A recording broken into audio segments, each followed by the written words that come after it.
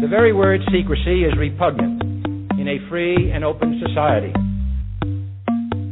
Let us never tolerate outrageous conspiracy theories. Conspiracy theories. Conspiracy theories. Because it is not the government of the people any longer. Circus ridiculous. A new world order. A world where the rule of law governs the conduct of nations. Most people do not understand the Illuminati. It's all about control. Conspiracy theories. It is a system which has conscripted vast human and material resources into the building of a tightly knit, highly efficient machine that combines military, diplomatic, intelligence, economic, scientific, and political operations. A new world order. Its preparations are concealed, not published. Its mistakes are buried, not headlined. Its dissenters are silenced, not praised. It's the Weekend Vigilante Show. Hello, listeners, and welcome to the Weekend Vigilante Show. I am your host, Sheila Zielinski, for April 17, 2014. Today we have a very powerful, hard-hitting lineup. This dynamic trio really needs no introduction. Steve Quayle, the Guerrilla Economist, Greg Evensen. Gentlemen, welcome to the program. Get right into it. We've got a lot to cover in 90 minutes. Let's start off with this unscrupulous charlatan U.S. Senator Harry Reid and his BLM minions with this power grab in Nevada over the weekend and the standoff with the Bundys. This beef-producing cattle ranching family goes back generations, having surface, foraging, and water rights. Dating back to the 1870s, they homesteaded it. Of course, we know that the head of the BLM was Reid's former top advisor, and leaked documents over at Drudge and Reuters implicate Reid and his cronies going after the Bundy land for a massive $5 billion mega solar project with the Chinese group ENN Energy. Let's not forget Harry Reid's son's also got his mitts in this deal. Cliven Bundy, to me, fellas, is that quintessential Americana, that spirit of the Texas Rangers, keep on it coming. I mean, he really represents the last rancher standing here. They've ran off 53 other families out of that area. I mean, these guys who stood with the Bundys showed grit and backbone in the face of tyranny, because let's face it, when you've got sniper nests pointing at you and paramilitary thugs announce lethal force, what happened over the weekend is martial law. I mean, absolute tyrannical thuggery, yet you've got the talking heads like CNN, Clown News Network, and others calling these peaceful cowboys and supporters rogue terrorists, and Harry with his smug comments, it's not over. You've got all these alphabet soup dictatorial agencies, a full-on draconian police state here, preparing police and military for war against the citizenry. This system is telling us what to do, how to do it, how high to jump. They've bought out the big mega churches, these follow the laws, follow the rules sermons, and then throw in the mix, we've got China and other foreign nations completely buying out America. This is an all-out battle for America on all fronts, and I think this is a very important show, and it's, you know, Steve, I like what you said, the ubiquitous pillaging and plundering of all our rights, resources, our technology, our heritage. It's a communist takeover unfolding before our eyes, flashpoints of tyranny threatening to push the nation into open revolt. All these concurrent incidences are like a bad Twilight Zone episode, and there's so much to get into, gentlemen. But first, V, I'm glad you're on today, because months ago on my show you predicted a paradigm shift, and you talked about significant markers, flashpoints, if you will, in April of 2014. Well, here it is in April, and all hell is breaking loose. You've got Moscow Reuters saying today Russia's biggest state-controlled mega oil producers considering using euros as a settlement currency instead of the dollar. Russia's pretty much given us the finger, saying we're not going to play with the dollars anymore. We're simply leaving the dollar system. If the Russians are able to do this, if China, India, Brazil follow suit and go along with this, then you will have removed a lot of the international payment system from dependency on the dollar, producing a run on the dollar. I mean, V, has the death of the dollar officially began here? Absolutely. You know, one of the things I've said, and I actually coined the term, Ukraine is where the dollar goes to die. And that's pretty much exactly what happened. You know, the paradigm shift that I was talking about back in December, looking forward, is I had a great sense, because of all the data that I was privy to that I kept encountering. I started to sense very strongly that, you know, I always said, you know, your Ponzi scheme is only as good as the confidence that the investor has in the scheme. And once this confidence is over, then your scheme is over. Well, going into March and April, you've seen how the U.S. really stepped foot in the Ukraine, and how this was going to be a complete blowback against the U.S. and they're going to really pay for it. And in fact, we are. The thing that people are talking about in terms of Gazprom deciding, hey, you know what, we're going to go ahead and we're going to take euros as settlements. Those are just steps, folks. Those are just steps where they start with taking payments in euros. They're going to quickly convert that into taking payments in the yuan. Because what's happening with the energy business is the Russians are monetizing. I mean, they're pretty much control. They will control the pricing of oil and gas. Months back, we've had the Russians buy out Morgan Stanley's energy desk, which was called the Platts, and Platts priced oil. And now we're seeing the entire petrodollar system shifting towards China, towards Russia, and they're going to be calling the shots. I mean, you look at what's happening with the U.S. I mean, we're not being cited. I had a colleague of mine saying that we're being cited as the fraud. No, we're not being cited anymore. We're being vetted. We're being vetted as the source of all the bond fraud that's going on in the world. We're being vetted as the source for all the Forex fraud. We're being vetted as the source for all the fraud in the gold market. We're being vetted as the source in the derivatives market. So you look at all of this, people are starting to understand, hey, the U.S., we're a crazy, out-of-control, satanic, lunatic state, and people are not going to sit idly by and do business with an entity such as us. It's just not going to happen. So the moves that Russia and China are doing, these are just, incremental steps. Now, people will say, well, have they done something like this before? Well, one of the attentions that I want to draw people to in terms of a really good beta test, a really good example of what a post-dollar world would look like is, if anybody remember when Obama decided to go ahead and hit Iran with all sorts of sanctions. And the way Iran got around those sanctions, they began to sell their oil and their natural gas to the Indians and the Turks, and they took payment for that trade in gold. So the type and shadow, the standard, the beta test, the proof positive that this thing works, that the world can function without the dollar, there it is. It's been done. It's been implemented. Every single trade agreement that was done in 2012, 2013 had everything to do with yuan convertibility and gold-backed settlement. Not anything, not one line in any of those agreements had anything to do with the dollar. So that's why the Iranians took the impetus to follow these trade agreements that were written and to say, hey, you know what, let's try it out. Let's see if it works and let's see what the U.S. does. And sure enough, they did it, and they were very successful at doing it, and they have the protection of the Chinese and the Russians. So, when you look at this whole thing that's starting to leverage, this whole petrodollar scheme that's coming apart, it's coming apart quickly. I mean, look, this whole shenanigans, this whole fake fraudulent system that we have up, this imaginary economy, which is the biggest joke in the world, I will give anybody who's listening right now 4 very, very concrete, solid reasons why we are going to be over with as a superpower and as a global super economy.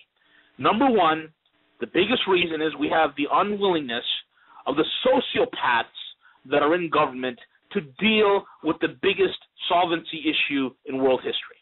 Number two, we have insane and extreme monetary actions by the Federal Reserve. Number three, we have a mortally wounded economy that is broken and it cannot recover.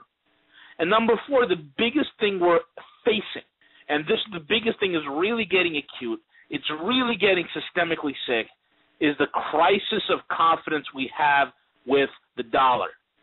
And the emerging markets are figuring out, hey, we don't need to deal with the Americans no more. We can trade with the Chinese. We can trade with the Russians.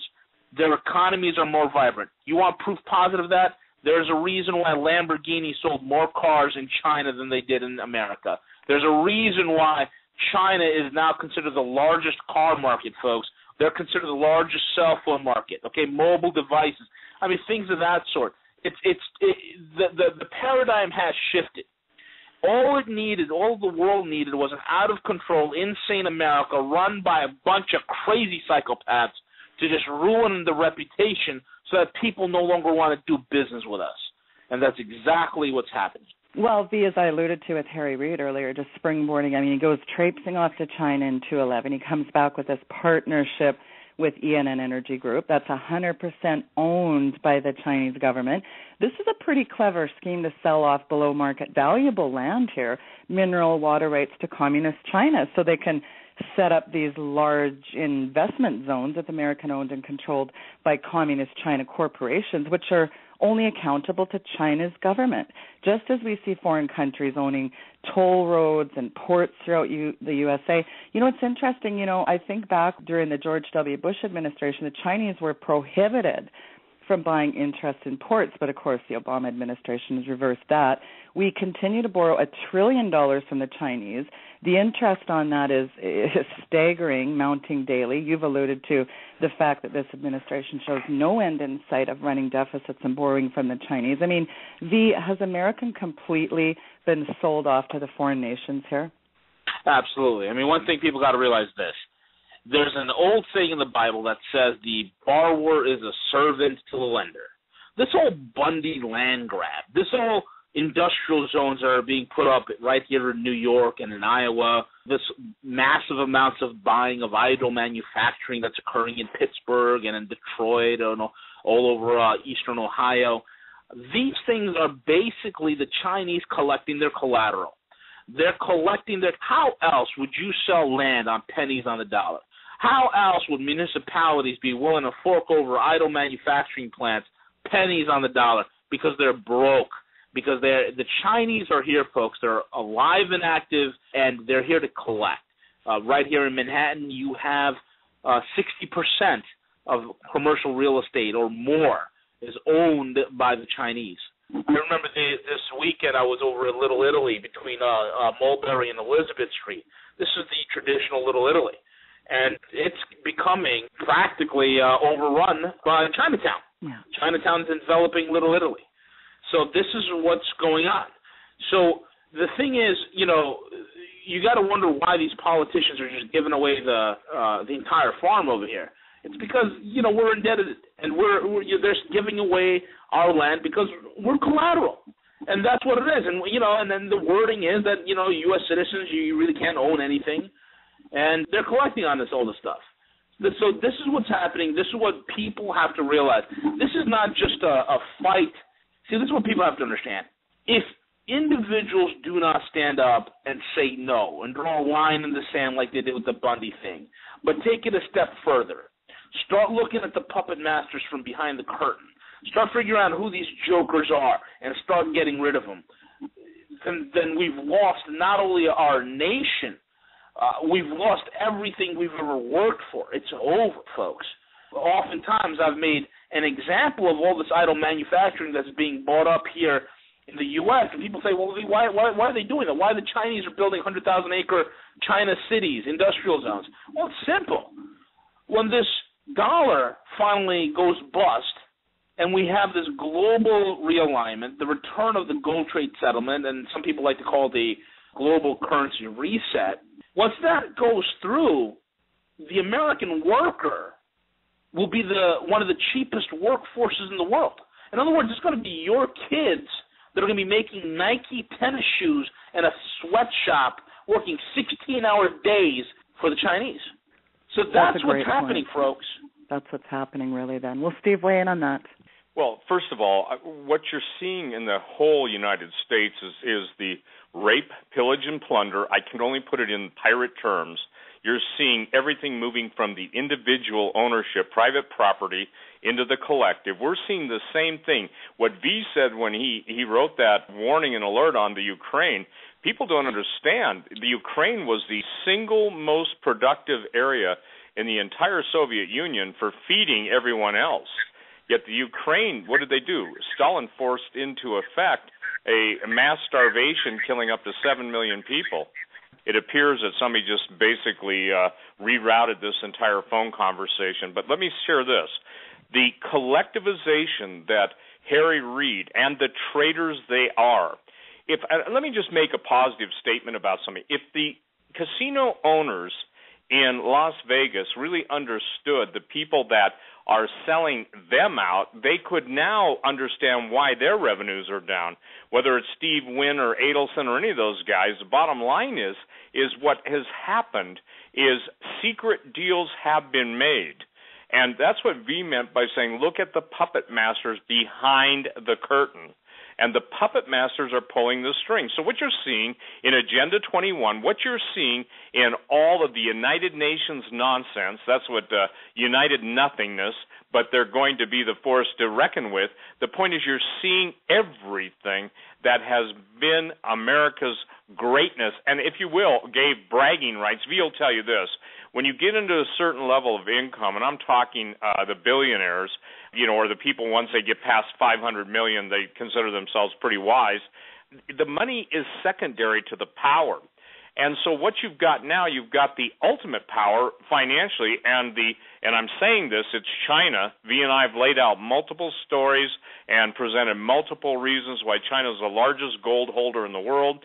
20 years ago, Sheila, I said that the ruble and the yuan would be backed by gold to, let's just say this, probably a decade, and 90% of that, those times, between those two dates, people mocking, scoffing. But now what we have is we have the entire production, the entire technological base, the entire one-upmanship that the United States once possessed. It's all been sold. We sold our birthright. We are, in effect, Esau, and we have sold our birthright, and we will not get it back. And as proof of that, I have, over the last 18 hours, been reaching out to everybody that is in a position to share with me real intel, and Greg can probably talk about this. But what Vladimir Putin did, most people don't know this too, and V and Greg have a great handle on Greg because of his military experience, but what the Su-24 that overflew the Aegis, the state-of-the-art warship in the Black Sea, what they did is they used their oldest technology updated with their finest electronic countermeasures, and that ship was literally dead in the water. This is the greatest slap in the face to the Pentagon. And I just put up a note on my website, and I say, and I mean this with all my heart, if they don't repent, they, meaning the Pentagon, on their faces for the sins that they have committed, not only against the American people and the plans to destroy the people in this country, the Christians in the United States, the bottom line is that they're going to suffer the worst defeat. What went through the intelligence community, I'm told by those in that community, was the greatest shock that the United States military has ever experienced by a single aircraft using state-of-the-art plasma shielding. This is one of the things that the Soviet Union, now Russia, but they perfected Tesla physics. So where we're at in this is this. We are stripped naked. We are miserable, wretched, naked, and poor as a country. And I have felt so impressed, Sheila, if you go on my website, everyone, the Henry Gruver vision of the Chinese and the Russians invading the west coast of America 3 times in the last 24 hours. I can only say this. I felt overwhelmingly prompted to put that up. I'm being told by people who have been trying to get on those links that a lot of them are dead now. I think the one that's up right now. But you need to go to those links because what we're talking about is a real situation. And Greg, as a military man, if you found out that all your weapon systems were totally inoperable, could not even protect you, what would you do? Because that's what's confronting the U.S. military right now. Well, Steve, I can tell you that the lights are burning right now around the world at situational hearings about this very thing. Gentlemen, certainly good to be with you. Thanks, Sheila, for having me on. Look, the corner posts of the field of play are in place as we speak. And although we can take this many directions, Sheila, I want to set forth for you a couple of very, very brief descriptions here of what we're up against V did it so well with the current economic system. Let me do that with you regarding the delegated police powers in this country, so you understand where we're coming from and why all of this is clearly tied together at this very moment, even to the extent of we can see reflected what is happening in the Ukraine as a reflection of what was happening here. You see, in the American constitutional system, I'm not talking about somebody else's, the power to establish the ordinary police regulations has been left with the individual states. Now, that's clear. It is historical, and it can be verified. And it cannot be taken from them, either completely or in part, and exercised under any kind of legislation from Congress. Neither, Sheila, get this now, neither can the federal government, through any of its departments and officers, assume any supervision of state police regulations or regulations of police agencies within the state. It is not constitutional.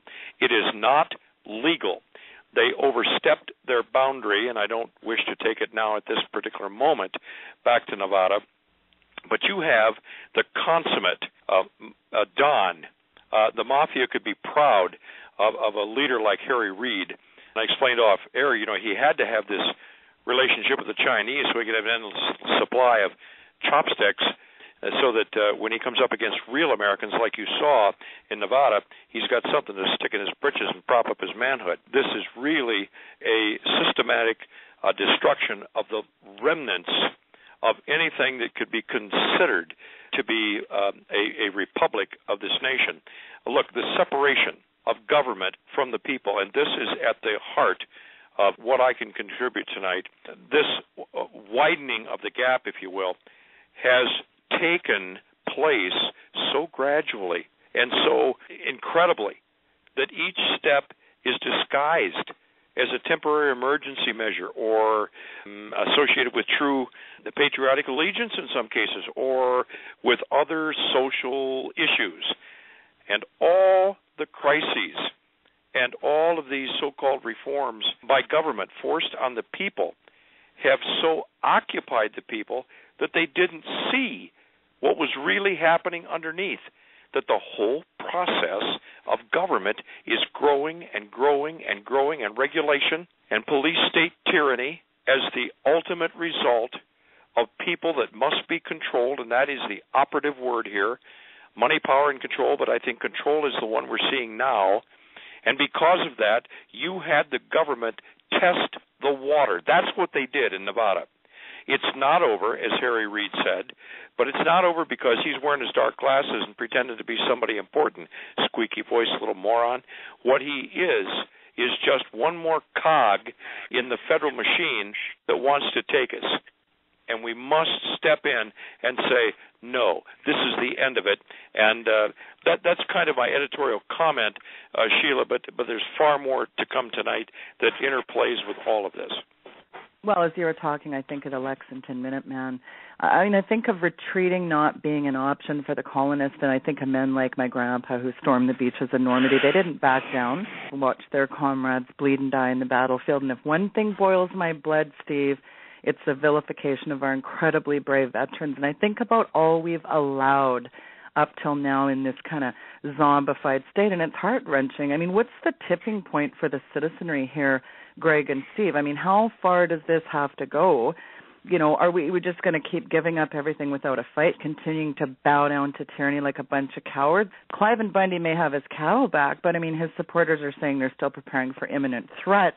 Greg, what is the next phase of law enforcement's ongoing war with the citizens, do you think? Well, it's clear that it is not, it's only, as I said, the opening shot. And look, you've got to understand that the fusion centers, and many people do not quite understand that concept.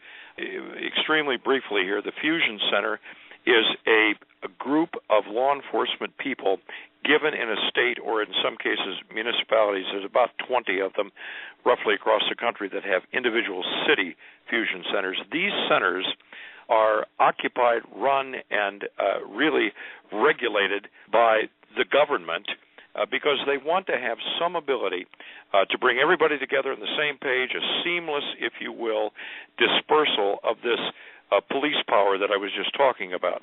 Now, having been in law enforcement at the state level, a federal level, the whole concept here is to be able to tie each state and the cities into a single answering service for what the federal government requires or expects of the local police agencies.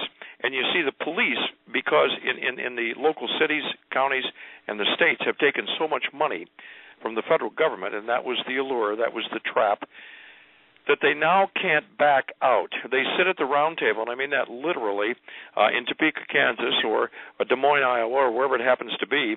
They have the Homeland Security liaison there, and they promulgate and formulate the efforts they will give to a concerted national effort should it be called on.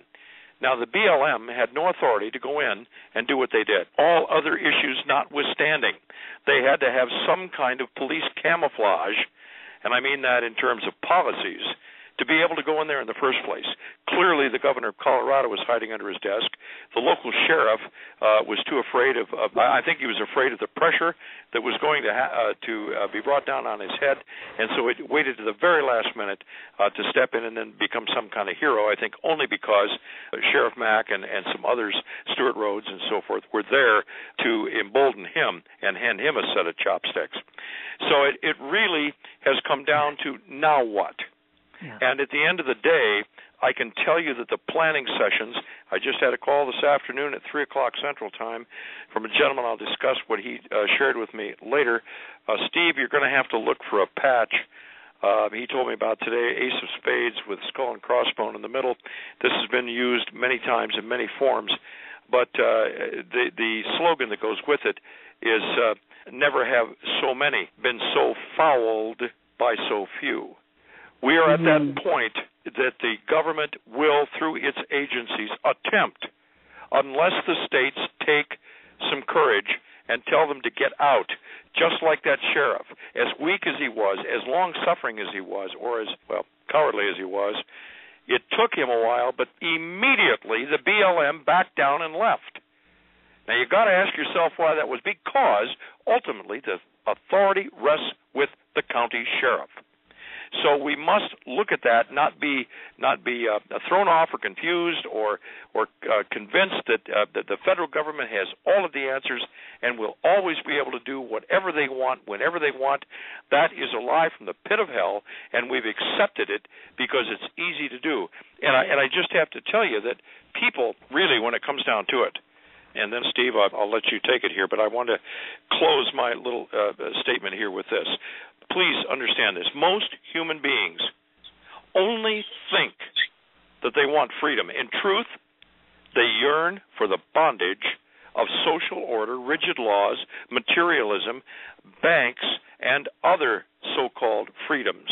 The only freedom man really wants is the freedom to become more comfortable. That's why we're where we are, Sheila. Wow, that sounds like Right Out of Tragedy and Hope by Carol Quigley. Weigh in on that, Steve.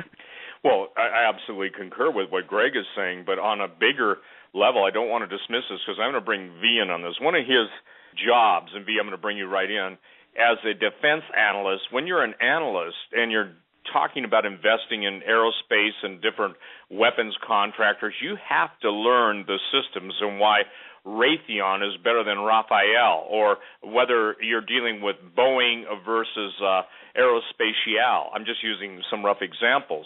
But what Greg was saying, and I'm not speaking for you, Greg, but I'm going to bring V in on this because of his knowledge of aircraft, weapon systems, money, and how it all works in that realm. What Greg was saying is that across the world, the United States military is having their data uplinks right now because, in essence, this is an SH blank blank moment. And I'm sorry to have to use it that way. But again, Sheila, what happened in the last 72 hours in the Black Sea is so devastating. And I had sent to V, and Greg, I believe I sent it to you too, such an amazing Cold War warriors take on what's truly gone on. And basically, ladies and gentlemen, if you understand what happened, you can have $1 trillion weapon system defeated by a $99.95 device, or you can have it defeated by a form of physics that's still unknown to the majority of PhDs in physics, unless they're in the government, who teach at college levels. So, V, you know what I'm talking about. Put this into terms that people can understand of how an Su-24, old technology, overflying the state-of-the-art missile cruiser can bring it to a Romanian port and have reportedly 27 of their officers, I'm trying to get that delineation, either 27 of their officers or 27 of their crew members turning in their resignations and literally refusing to get back on the ship. Put that into context, if you would, V. Absolutely. You know, when I heard about this, I was really intrigued, and I said, oh, there it is. There's the use of plasma stealth technology. What has happened, and I've heard reports about this going back, maybe 10 years or so, where all of a sudden Russian Tu-124 Bear bombers would just absolutely just appear out of nowhere right over a carrier fleet, and they're all of a sudden start freaking out, and they're wondering, what the heck, how did this happen? How do they evade our radar systems? How come our early warning E-2C Hawkeyes that are flying around and our AWACS planes, none of them pick these bombers up? How do they just pop up out of nowhere? And that's the whole entire plasma stealth, where they're using physics in order to and bending the magnetic field in order and basically around the aircraft, making it invisible to radar. Now, it's pretty interesting with this Su-24. All of a sudden, here you have an Su-24, which is the Russian equivalent of the F-111 Aardvark. One happens to be one of my favorite airplanes of all time, the F-111. The 24 was flying right in on that destroyer, and all of a sudden, its entire Aegis defense system. And the Aegis radar system uses phased arrays. There's radars on each side of the ship. It works in a pulse, so it can rapidly find, search, and track hundreds of targets, lock on, shoot their missiles, and if there's an incoming missile, it has a phalanx weapon system, which are basically Gatling guns that could lock on using radar on a missile and blow it up. That whole system, for it to fail, was pretty astounding. They're using the latest forms of electronic warfare as well as plasma stealth that literally took one of the best ships we have in our fleet and made it a floating barge. It was a sitting duck floating around in the Black Sea. Now, folks, the scariest thing for these sailors is for 90 minutes, the report said, they were being harassed by this plane. In other words, this plane was flying right by them, simulating a bomb drop, simulating a missile attack, simulating a strafing attack all day on the plane, and they could do nothing. That scared them. They knew something was frying their electronic systems. It was absolutely overwhelmed. And not only was the Su-24 involved, but I'm sure a much larger plane was also involved playing backup, and I suspect a Tu-160 Blackjack happened to be in the area as well. Those are some of the planes that are large enough to carry, as well as the Tu-94 Bear, that is able to carry the equipment necessary to get this done. So it's astounding for me that, and these guys are lucky that it wasn't an actual war. If it was a war, that ship would have gone down. Now, you can imagine the Russians deploying this in the Black Sea or in the Suez Canal. They can absolutely dominate because alongside with this technology, folks, I've said for years, the Russians are developing missile systems that are not a year or 2 or 3 or 5 years ahead of ours. They're a generation or two ahead of us. They have hypersonic cruise missiles that can hit a carrier, designed to take out a carrier, designed that right before it impacts a carrier, does erratic maneuvers right before impact. They have torpedoes that are subsonic. They can hit 430 to 500 miles per hour underwater. So these are the technologies that the Russians have figured out. Running an aircraft carrier battle group is a very expensive endeavor. And to be honest with you, the aircraft carrier, that whole entire concept It's an age-old concept. In modern warfare, it's pretty easy these days to take a carrier out. So the loss of life would have been tremendous. So for our men to be absolutely freaked out, and they rightfully should be, because there's nothing in our inventory that can counter this. So for them to sit there absolutely petrified, saying, listen, I'm not going to go back on that boat. It's a suicide mission. I don't have any sort of functionality in any of my defensive systems or my backups in order to even counteract this massive electronic storm. And that's what it was. That storm, they absolutely fried their systems, totally overwhelmed an Aegis system. Let me tell you, the Aegis system is one of the most powerful radar systems in the world. It is incredibly powerful. There's, as far as we knew until a few days ago before this Su-24 overflight, as far as we knew, there was nothing in the world that could jam out an Aegis the way this thing, nothing. And this thing had made an absolute mockery of one of the best radar systems ever developed by the Americans. Now, here's the crazy part. We've also developed AESA radars, which kind of work like an Aegis. Phased array, works on multiple wavelengths, and is able to search and track various aircrafts of different sizes. Even, in fact, AESA radars are sensitive enough that they can track stealth aircraft. We have this in our F-22s and our flying lemons that are called F-35s. They can jam those things as well. So the advantage is that we've had even an air superiority can be rapidly taken away. And I'll be honest with you. Look, in a dogfight, the F-22 is a great plane. In a dogfight, it will have its rear end handed to it against an Su-35 super flanker. I mean, that's just the way it is. You know, but that's what happened on that strait in the Black Sea. We were absolutely bum-rushed, lost for words. When you have the best weapon system in the world taken out, and for 90 minutes you're terrorized, my God, who would want to go back out there? And yet, do you find it ironic, V, though, that it was crickets chirping in the news media? I mean, this is a highly provocative Russian fencer violating our protocols there in the Black Sea. I mean, don't worry, Dave Obama called Putin and everything's fine, nothing to see here, folks. I mean, and then the next day you have U.S. diplomat James Jeffrey calling for ground troops to be injected. Again, here we go. Greg, go ahead and speak if you would, and then I'll come back, Sheila, with your permission. Greg, did you not hear pretty much instantly of let's just say this, the pucker factor increasing on the military high command throughout the world over the situation? There's no question about it, and my question to V would simply be, is there no way to harden against this, no way to, for lack of a more articulate word, V, shield any of the system against this kind of attack? What is your short answer? And I don't mean to limit you, but what's the concise answer about whether that is possible? Well, this type of technology, Greg, is working on what the Russians have been developing for the last 30-some-odd years, and that's scalar technology. So let's just say you build up some sort of a shielding, be it exotic materials, alloys, in some sort of advanced Faraday-type vice boxes. Correct. The way the scalar technology can work, they can literally pinpoint a massive amount of energy on a very small area. So let's just say, as an example, you build this huge bunker, but your target servers are inside that bunker. They can focalize the energy to be directly appear out of thin air on the server, causing the server to fry.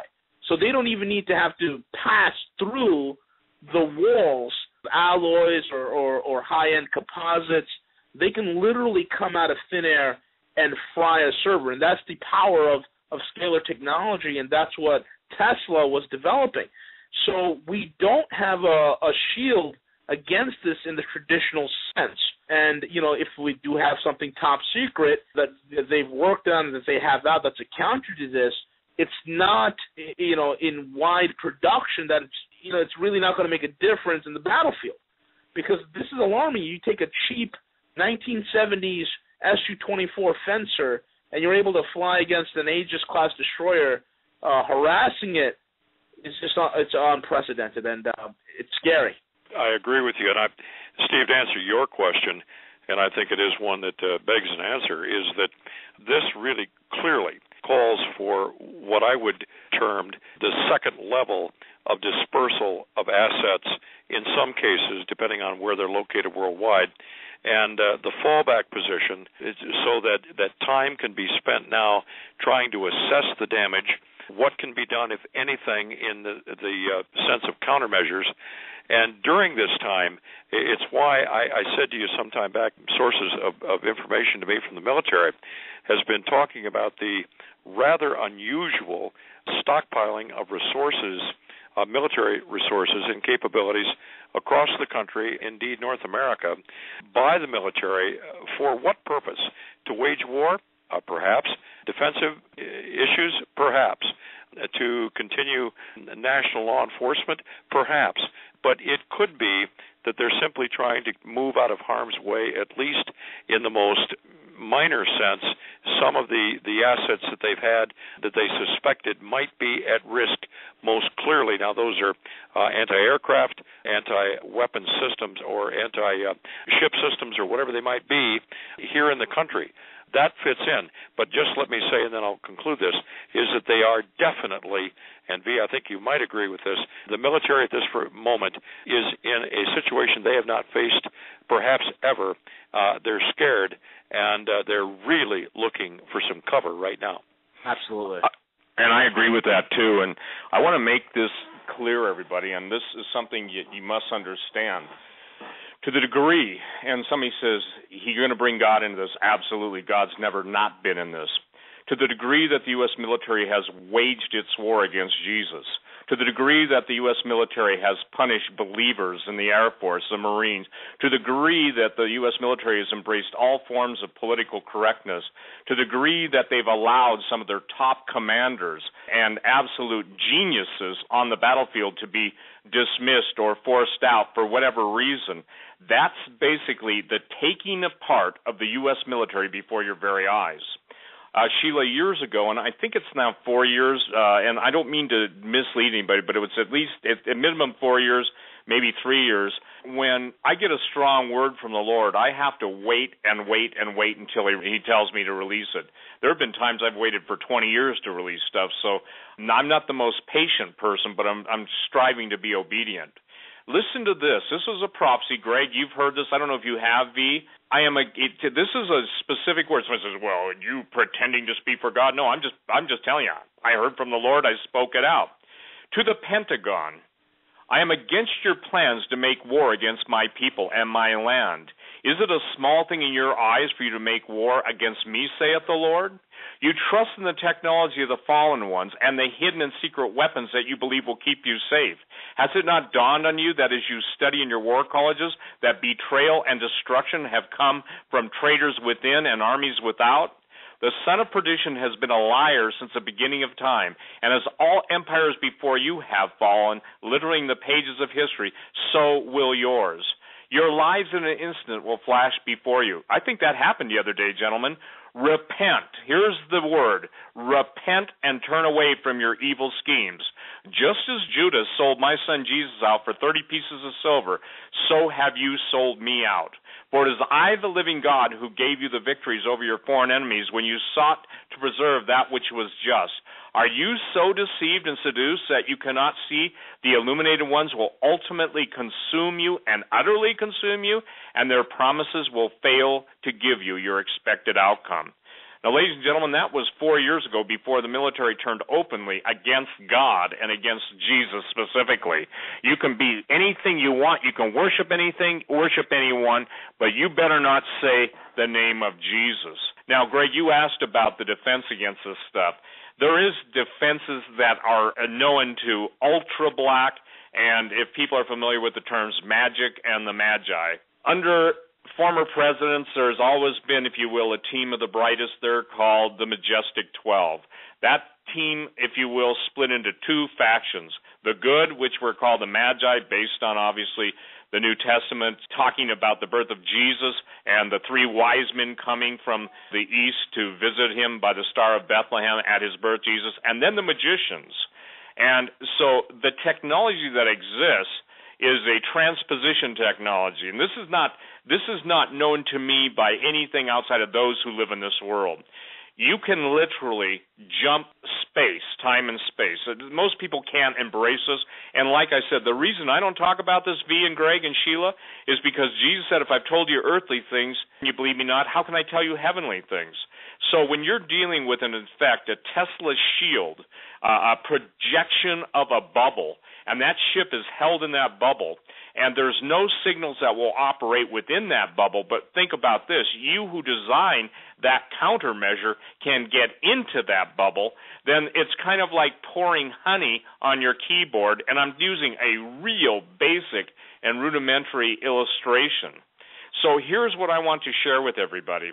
In a moment, this was said 4 years ago, the answer is repentance, but you cannot embrace the very philosophy, the world's slaughtering religion, and if you've got the head of the CIA being a Muslim, and you've got 250 of them running the fusion centers, and now you've got Harry Reid, if everybody goes to the front of Drudge, I don't know if you've seen this, Greg and V, but it says Harry Reid calls Bundy supporters domestic terrorists. There you go. There's the domestic terrorism line, already written, the domestic terrorist laws, so that tells you basically that they're trying to set all of anybody who loves the word freedom into one category so they can be arrested, held without bail, and basically neutralized and disposed of.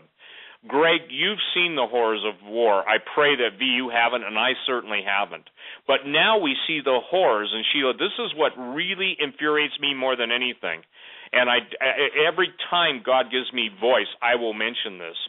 The religious people in this country and in Canada and worldwide who sit back and try and sing hymns, well, people who are of the faith, the Christian faith, are having their throats slit, having their heads cut off, children having their hearts ripped off, women being absolutely so brutalized and so horrifically gored that I won't talk about it on the radio. The brain disease Kuru. I talked about chronic wasting disease 20 years ago on talk radio, telling about it was being developed as a bioweapon, that literally the bioweaponeers were down in the jungles in New Guinea taking live tissue that still remained in the remains of some of the people that were killed and some of the human tissue that still had traceable DNA. That's history. But now what we're dealing with is a nation set for destruction. The thing that I'm trying to tell everybody is this: all the one word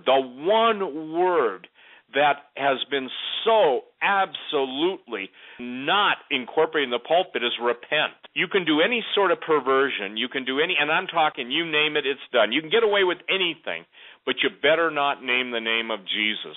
And I pray, Greg, and I pray, V, you guys are both believers, I pray, Sheila, that somehow this word, to me, when I heard about the ship issue and the, let's just say this, a momentary flash of reality, it was such a refreshing thing to me to know this, that once again, instead of blowing that ship out of the water, they could have done it on the first pass, and what V said is absolutely true, whether it's an electronic countermeasure, a Tu-160, whatever it was, there was backup and there was things ready to go. So, ladies and gentlemen, one more time, the living God in his infinite mercy, by the blood of the Lamb, and you can take your criticisms, you lukewarm Christians, and shove them.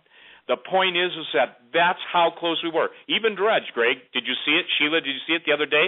He had World War III on the center of the image, just the words World War III. So now, where does this leave us? Well, Greg, now these people are being called domestic terrorists. And V, you just laid out for everybody, and I pray those of you who get this on Sheila's show on recorded version will listen to every word he says. V, is this an exaggeration to say that literally? And please, I'm just putting this, I'm telling how close you are to different people without saying the people you're close to, okay? Because I don't know, I don't care, that's not my business. But you can pick up the phone pretty much and call any major capital of the world and talk to a mover and shaker in the financial realm, can you not? Absolutely. Because in your former job and I'm not drilling Sheila, this is a question that I want to ask him for the benefit of you, Greg, and all the listeners. And they, to a man, are telling you the same thing, that the U.S. is toast in its currency and that it is bigger than the Americans' ability to fight against it. Are they not telling you that?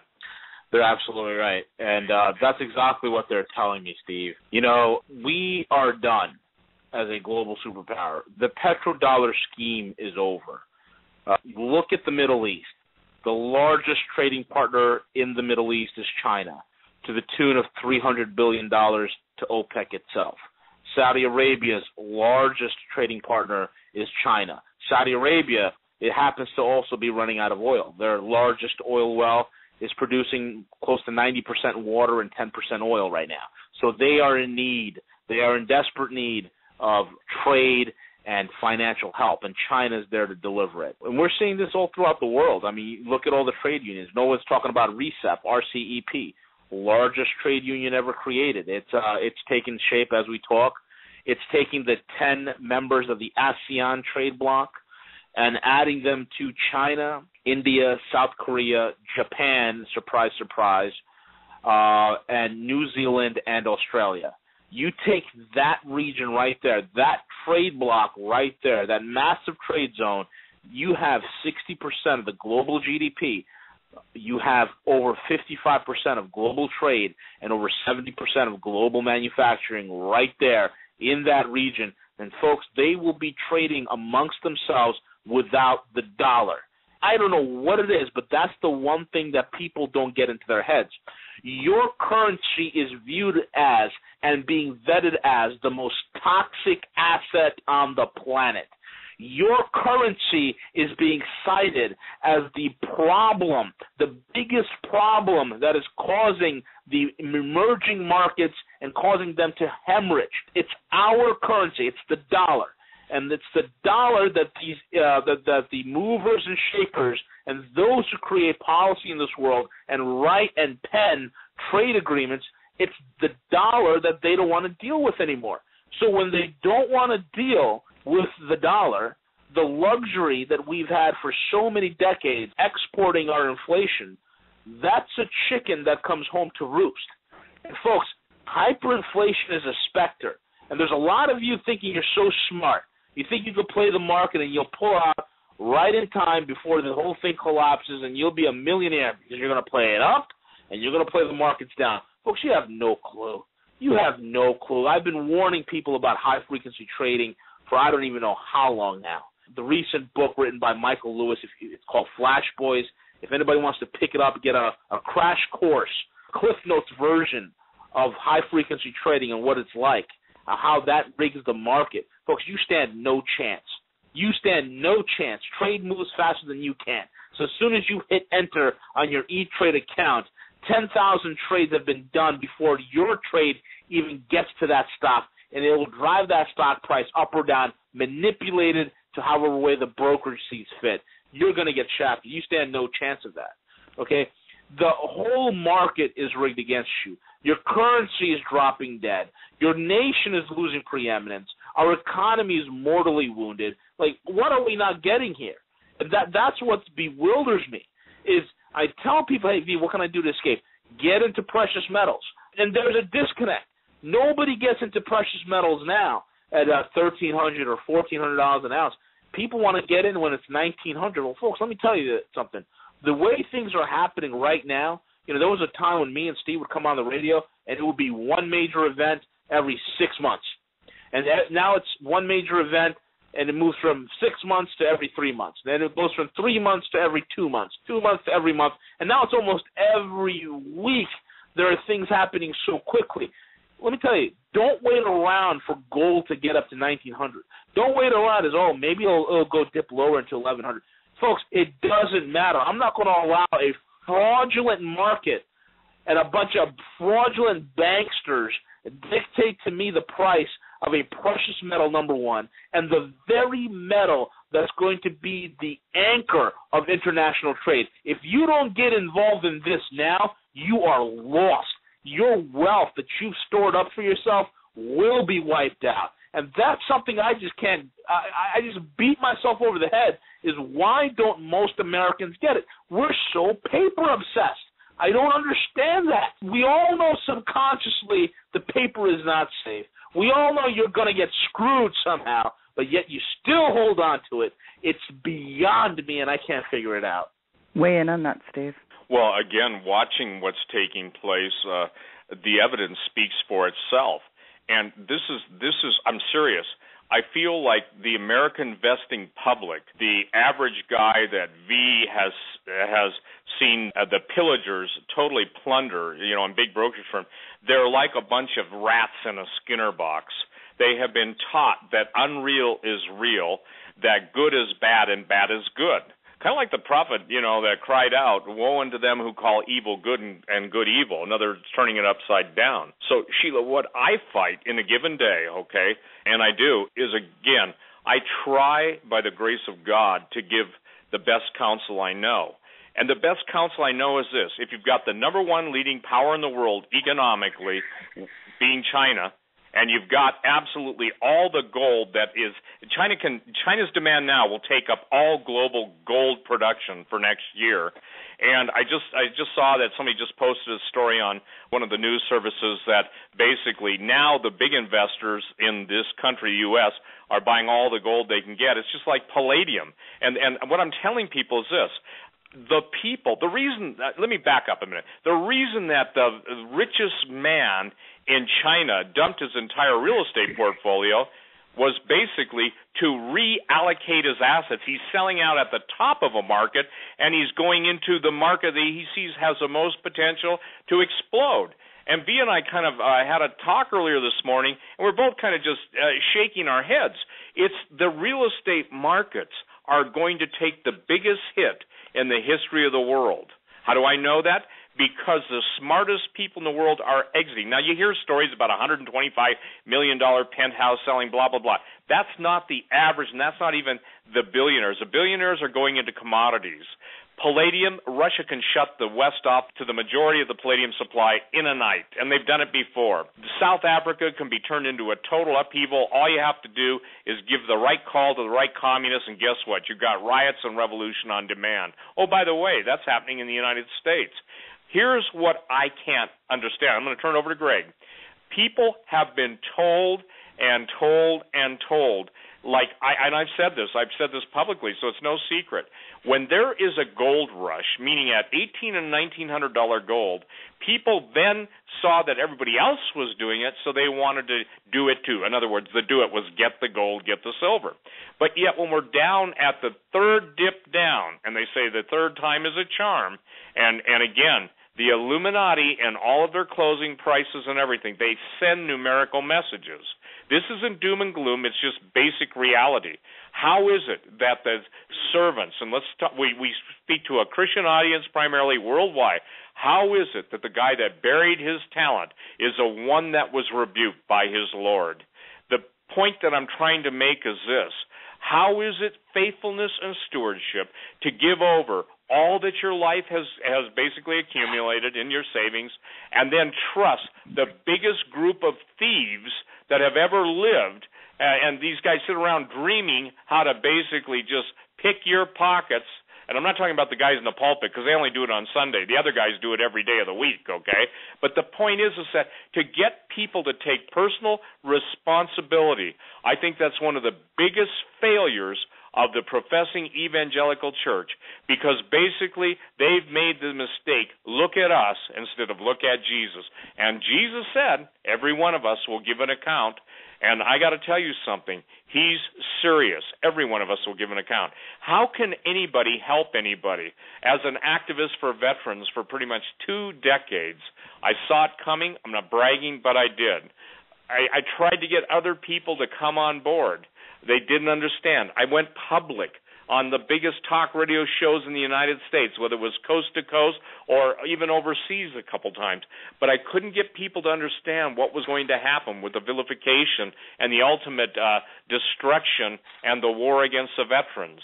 And yet again, and again, I would say, hear the calls. Most people don't get it. that they are right now under attack in the financial realm, in the spiritual realm, and oh, by the way, all those warnings about food, people get it. Mr. Bundy is now declared a terrorist, and what did they do to some of his cattle? They slaughtered them. The protein available to the United States is diminishing on an inverse square. In other words, every single day, it's not just logarithmic, it's exponential. Oh, no, by the way, there's a pig virus in the baby pigs that's causing mother pigs, the sows, to abort. And guess what? That never even happened until the Chinese came here and viewed the biggest pork farms in America. This is something V and I have literally together tried to get people to understand. Economic war precedes a shooting war. Those of you who are familiar with Falfel, or whatever his name is, from Argentina, and the people that have told you what happens when things begin to break down. We're watching Venezuelans. I love the Venezuelan people. One of my best friends in the world is a Venezuelan. By the way, he's probably one of the most amazing men. And he's got that classic name, Raul, and he's got probably the best set of hair I've ever seen, and somebody at 62 who is, he's rich in tradition. The Venezuelan people are standing in line giving you a national ID, and the cupboards are bare, and so are their stomachs. This is what's happening. This is what the industrialists have planned for you, ladies and gentlemen. And oh, by the way, and I don't think I'm disagreeing with Greg, but the entire war apparatus that's being brought back from the Middle East and stationed throughout the United States, it will be given over to the private army. The president is on record as stating that he wants his own army. And that's the scariest bloody thing, and I use the word bloody, that I can think of, because, ladies and gentlemen, if it were not for the mercy of God, bless his name, if it were not for the intervention of the prayer warriors and everything, I believe with all my heart that that's what's holding it back. And ladies and gentlemen, when that which is holding it back, when the restrainer, and I believe that's literally the archangel, I don't believe it's, the Christians being taken out in a pre-tribulation rapture. The bottom line is when the restrainer, when all hell breaks loose and the gates are opened, and I'm talking about the demonic gates, the supernatural gates, then all of our warnings are basically, they're of no effect. Then you're left with the skills and trainings. I have a police officer friend, Greg, who's in the Midwest, and he's got a great statement. You've heard it before.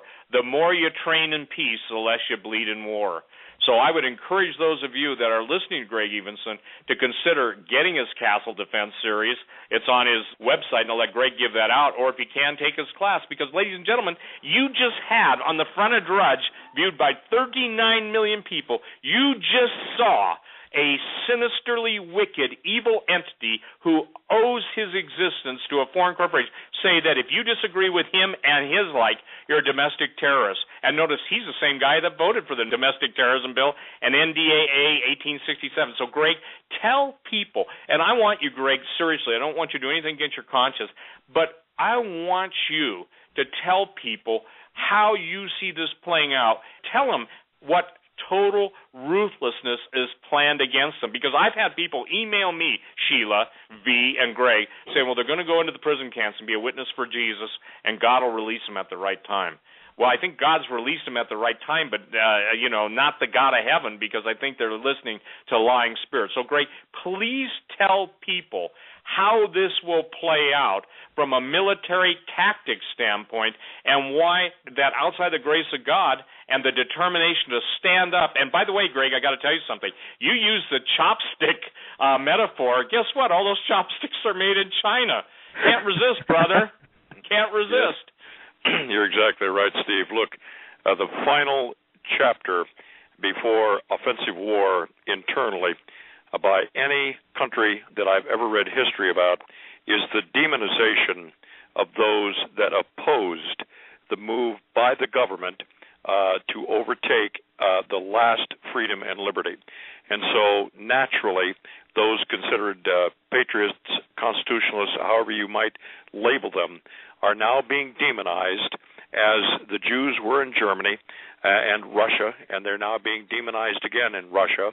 It is that kind of setup that is making all the rest of this possible. Now, look, I have to tell you, fellas, I got a couple of concepts here that you cannot move away from without giving it serious thought. Number one is that when it got really down to where the rubber meets the road, and I had about a half or two-thirds of a magazine left in an AR-15 or an M16, I will tell you that I was counting carefully, and I wanted to know how much time I had left. I was picking my targets very carefully, and it meant that those encroaching the closest were the first available target in, as we say, a target-rich environment. So you cannot just assume that the supply is endless, that the ability to fight off that which is the most evil can always be surmounted, can always be overcome. Part of what I do when I train in the summer here at my retreat is I bring people in, I invite them in so that they can learn firearm tactics. And there are some listening, no doubt, around the world that are saying, how can you possibly do that? I do that because that is the last, at the bottom of the page, that is the last equation that will be figured. It is the last thing you will do is try and defend your life.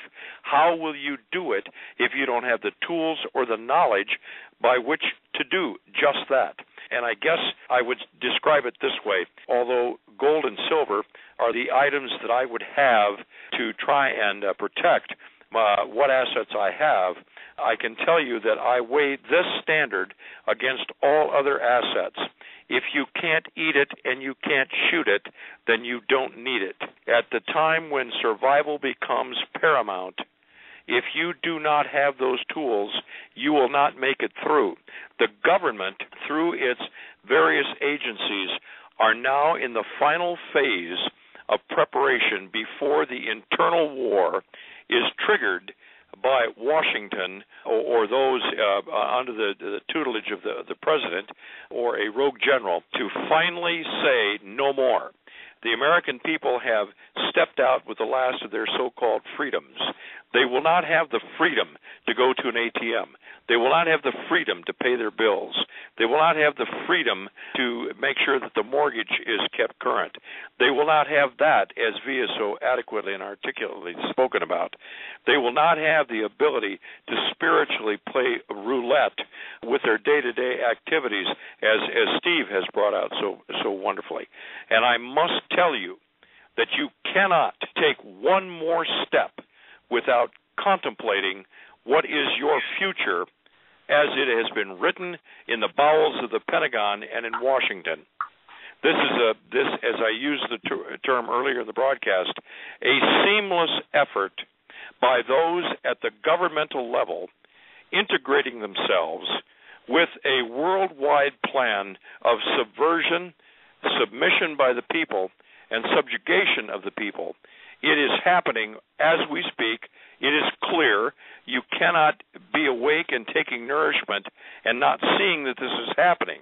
It is happening obviously in Russia. It is happening in the Mideast. It is happening in the Far East. It is happening here in our nation. What more do you need? How much more denial can you put in front of yourselves before the knock comes to the door, or the vehicles pull up out front, or the drone is targeting you? Or as the colonel told me about 6 years ago, do you understand, Greg, they never wanted your guns. They want you. So when they come to yard farm you, when they call in an airstrike on you, when they call in whatever asset they need to take you out, or someone like you, or many like you, that is exactly what they will do. They will wage war at your front door, whether it's a census taker getting a GPS location for your exact location of your property, or any other asset the government has taken and warped and used for war-making efforts. It has been done. It's already in the mix. It is already planned for. It has been made so clear to military and police commanders that they have had a mental edge and an offensive edge on waging this war against Americans for several years. I can tell you that I have been aware of the efforts made at the state level and in the local level, even to the point that officers have received the so-called doomsday CD to put in their onboard computers in their squads in case they lose contact with their next highest authority. It's already been arranged. The pre-location of some stored war material, the ability to link up with other law enforcement and military units is already planned. It's set forth. It tells them where to go, how to go, what to do when they get there.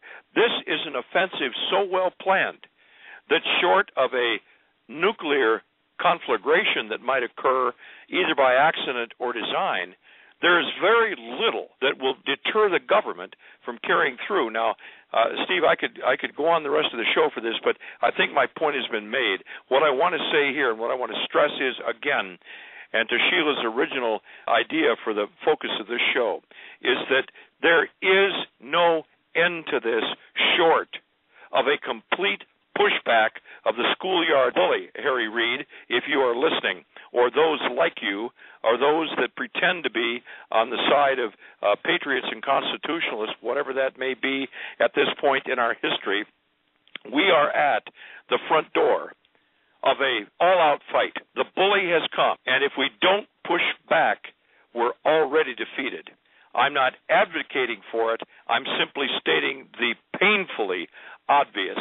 And if you do not have a plan individually, ladies and gentlemen, those of you listening, then you better get one. You better have that fallback plan, financially and for your survival. And let me add this little bit of a caveat. I am aware as of yesterday afternoon of two things. First of all, it is alleged to me by a source in Florida that is a spec op graduate and deals with these folks all the time, that enriched plutonium went into orbit 2 years ago and is in place now to be used ostensibly for a project in space. For what? To deter an asteroid? Could be. To take the ultimate edge off an attack by North Korea or Iran? It could be. What if it's an EMP pulse designed to cripple the United States itself? This was alleged. I have no proof of it, but I put it out there that you don't think plans of this nature. I would suggest, with your background, that the CIA agent that made this plain to my source had no reservation in saying what it was. Now, we'll leave it at that because I can't take it any further, at least. But if that is the kind of planning that is alleged in this country, then what do you think they're doing on the local level, far from space, in dealing with what could occur in this country? It comes down at the end of it, at the end of the day, we must every day assume that the government has taken us up one more notch toward that day when we will have the ultimate confrontation with them, and how will we stand when it's all said and done? The 10th Amendment is the only thing that stands between us and the federal government, and right now it's basically powerless. Well articulated, Greg. Steve, V, and Greg, I mean, you've all in your areas astutely highlighted the flashpoints, and I mean, how many rocks do you have to hit on the way out here? Because I don't think people fully understand, V, Greg, and Steve, the magnitude of the destruction that's coming on all fronts, and the horror of this thing in action is really nightmarish.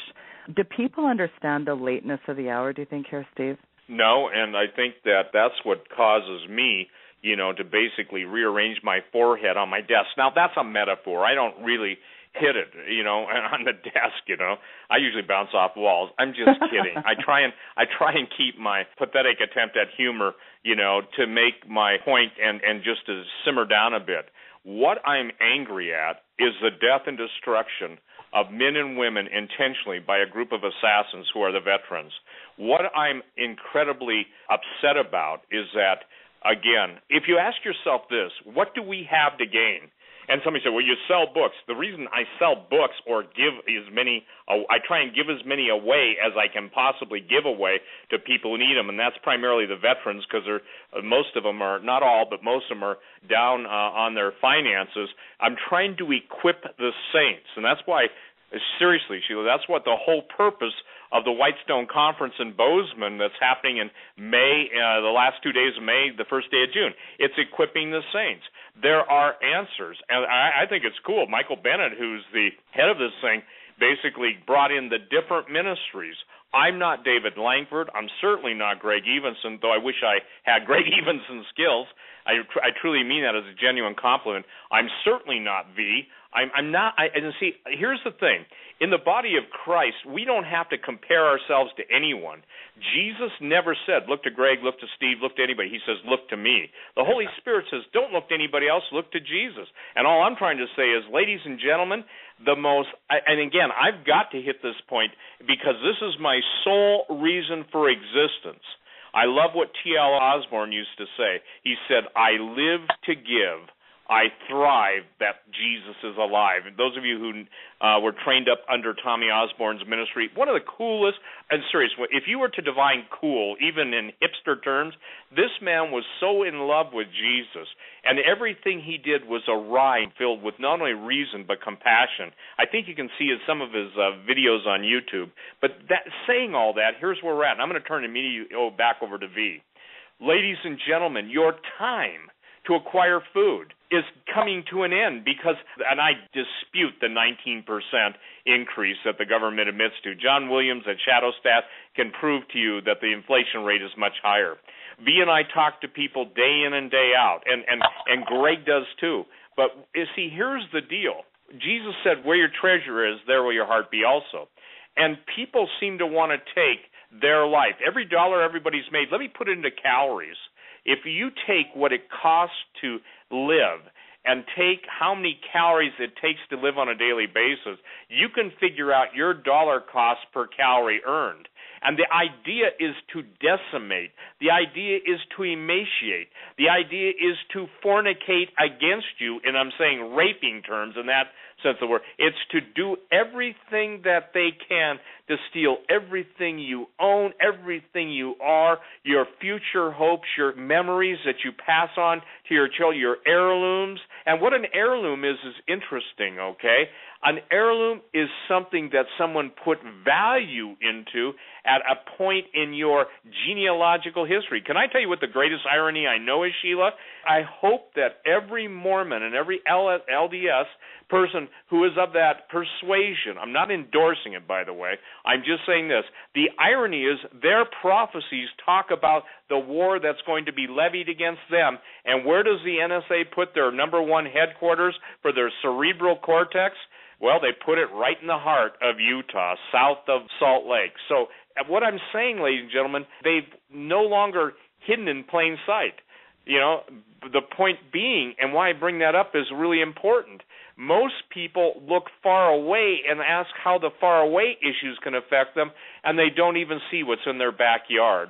So, V, again, how do we get people to understand that it's a matter of life and death, theirs, as well as everybody else's, including ours, that they recognize if they stay in the paper system, they're absolutely, it's like going to an embalming parlor and expecting to walk out alive when you went in there dead, and they're certainly not pumping blood into you, but formaldehyde. That's the only metaphor I know. So go ahead and address that. How does V, the Guerrilla Economist, get it through to people that think that they're 6, 7, and some of the people we both know, 8-figure bank accounts? And ladies and gentlemen, that doesn't mean they're friends of ours or we hang out with those people. It's just that we talk to those people. And even though you talk to them and you explain everything, they still go back to what's comfortable, what they've known before, and normalcy bias. Because what he's warned about is in play. What Greg told you is pertinent. And again, the bottom line is that, ladies and gentlemen, Greg and I did 3 hours on Hagman and Hagman last night, and please go to Blog Talk Radio and download that show if you have not heard it. It was a seminal show. It is critically important. So, V, go ahead, take your liberty, and Sheila, obviously it's your show, but I'm passing it off because V needs every minute to get this through to people. Without their money, they will welcome a square meal and a warm bed, even if the bed is a bed of nails and the meal is laced with arsenic. Go ahead, V. You know, I get emails and letters and phone calls. I talk to people from all over the world. I mean, you name the continent, I've talked to somebody there. And oftentimes, even the most powerful guys that I am able to call up and talk to and pick their brains a little bit and shoot ideas across, they look at us Americans and they call us a bunch of stupid morons. They are dumbfounded. Folks, when I say dumbfounded, and I'll tell you why. Do you realize that we pay the lowest premiums on gold in the entire world? Do you realize that my contacts in Asia are paying $1,600 and $1,800 an ounce right now? That they would love to be paying $1,300 plus the 4, 5, 6% premiums that are out there in the market. They would love to be paying that amount. And that's the thing, folks. You need to understand, okay, every aspect of dollar supremacy is coming to an end. Everything that you relied upon, this paper obsession that you have, it has to end. It has to end, because I'm getting to a point where I'm starting to believe my contacts. And what I mean by that is this. My contacts have no faith in the average American. And I've hung out for so long saying, you know what, maybe the average Joe would wake up. But things being the way they are and how obsessed we are about things that are simply not important is absolutely astounding to me. Folks, you have a very, very limited time. I tell people, if you need metals right away, call Steve. I use Steve. My clients have used him. He gets it to you the next day. You need consultation. You need somebody to talk to that can tell you exactly where to put your funds, out of the country, out of harm's way, how to do it. Give me a call, and I'll steer you right.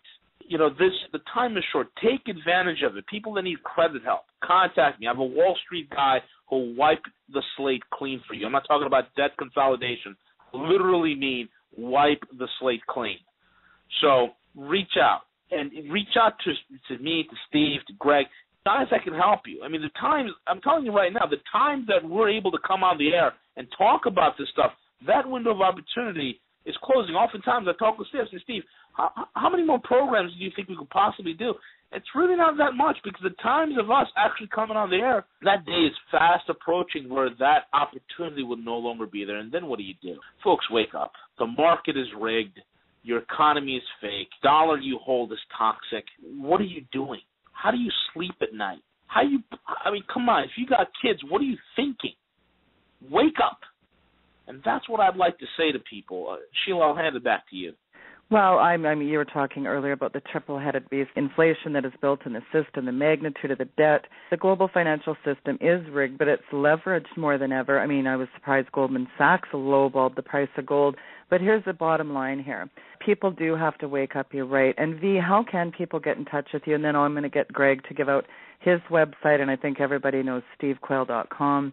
Give out your website for people that want to get in touch with you. V. People that want to get in touch with me, you can contact me at guerrillaeconomist@gmail.com. I also have a secondary secure encrypted email that I use for exchange of sensitive information, which I'll give to you. But Guerrilla, that's Guerrilla, economist, one word, at gmail.com. You can follow me on my website, roguemoney.net.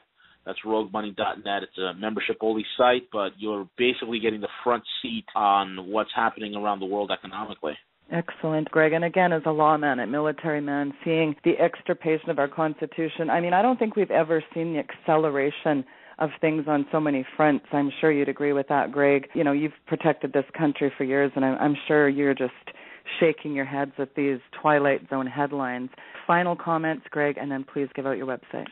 Well, thank you very much. And yes, it's heartbreaking for me. I'm a peace officer. Always have been, was raised that way. And I wanted to protect in the military.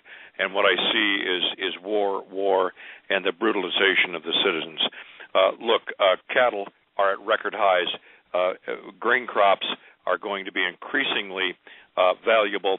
One gentleman walked into a co-op in Illinois, offered the entire every kernel of grain to be bought up by a foreign power. Fortunately, the man said, no, we're not going to do that. But this is what is coming. It's right now the cusp of it.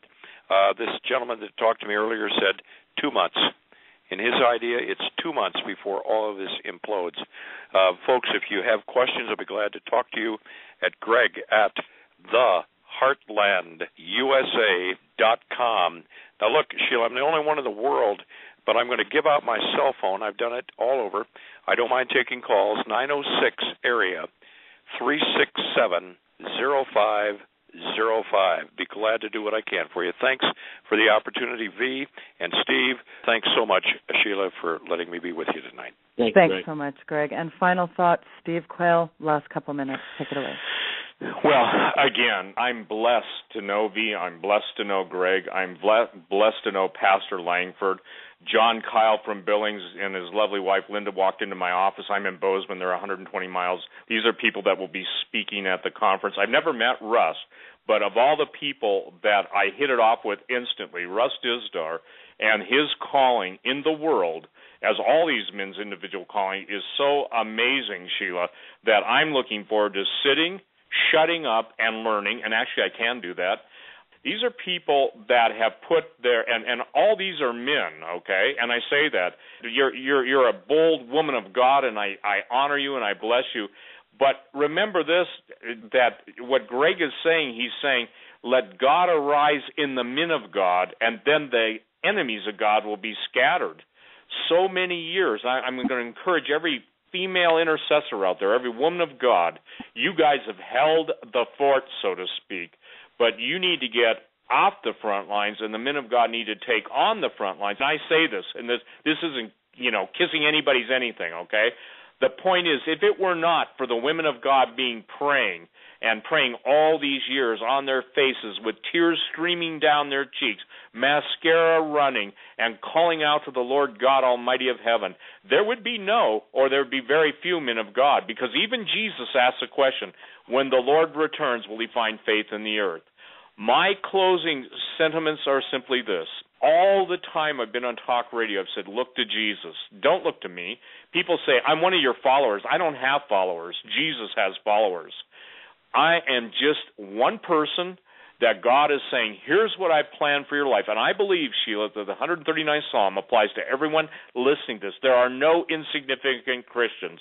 There are Christians who are determined to find out what the infinite heart of God purposes and plans for them and will empower them to do. All most of us do is look at our own faults, our own failings, and our own insufficiencies. Woe be to the evil powers of hell when the people of God behold the Lord Jesus Christ in his resurrected splendor and in obedience take their place in the kingdom of God for the last days. For Jesus' words will yet be fulfilled, that greater works will ye do, because I go to my Father. And I still want to share this with you people. There's nothing that God will not do on the behalf of his children when his children seek him with all their heart. Hearing Pastor Langford preach in person, I'll tell you this. I've been there. I've noticed David will come with a word from the Lord, a plan from the Lord, and it will be unlike anything he's ever taught before, except to say it'll be anointed. And I have yet to hear of people sitting under anointed teaching, and all these men will come, but will all be adding to the general, if you will, theme of the conference. But I'm looking forward, Sheila, to a mighty move of the Holy Ghost, because I stand on this promise in my own life, not by might nor by power, but by my Spirit, saith the Lord. And so that's what I'm telling people. Look, we have a close minute, and I did say that to V. V and I think, I don't know, V, you can correct me, but it go maybe a week ago, and time seems to be irrelevant now because we're going from event to event. We're moving so quickly that time is speeding up for the elect's sake, and the days are being shortened. But we both talk, and we say, always, how much longer, Lord, do we have? And I thank God, Sheila, for your sensitivity, and I bless you. And again, ladies and gentlemen, I want to say something. When people put themselves on the line like Sheila has, they're worthy. If you get blessed by listening to me and Greg and V or whoever her guests are, when she has Pastor Langford on, and I don't know all your guests, so I don't mean to disparage anybody or leave anybody out, but when she puts these people on who she feels in her heart God wants to be heard for whatever reason, then she's worthy of the hire. The servant's worthy of the hire. I would say this, those of you who are not in churches that absolutely know that to give is to be blessed. You're not giving to receive, though God said there's no one in this life who won't receive in this life when you put the things of the kingdom first. She is worthy of your support, ladies and gentlemen, and those of you who are capable. And I only say this, Sheila, I've never asked anybody who isn't capable to ever give beyond what they can give. This isn't a question for those who have nothing to give or even a statement, but for those of you who do, stand with her. she's a mighty woman of God, and she has earned my respect. She has earned my love, and I mean, I say that in a right way. We're to love one another. As everybody beats the hell out of each other on the blogs and on websites that absolutely have no background, no integrity, it's nice to know that there's at least one place where everybody flows together, and we're not fighting each other. We're fighting for the kingdom of Jesus. Bless everyone. If you want to talk to me, send me an email, steve777@stevequayle.com. And we're trying to teach you, and God gave us the keys of the kingdom, which is binding and loosing in the authority of the Holy Ghost. I bless you, Sheila. V, God bless you, my brother. Greg, God bless you. And thank you for allowing us to come on today, Sheila. Take what we've said to heart, ladies and gentlemen, because we don't know when our last day is. And every time I go on radio, and I know V does this and Greg does this, we don't know we've got tomorrow, but we know today the thing that mattered is, were we obedient and was Jesus lifted up? Bless you, Sheila. Greg, V, Steve, God bless the amazing man of God. Folks, click Whitestone Remnant Conference tab on stevequayle.com. It is really about equipping the saints. What a powerful lineup. We actually get to hear Pastor Langford preach. Again, stevequayle.com. God bless you, Greg, Steve, and V. We'll be back right after the break. Stay tuned. Don't go away.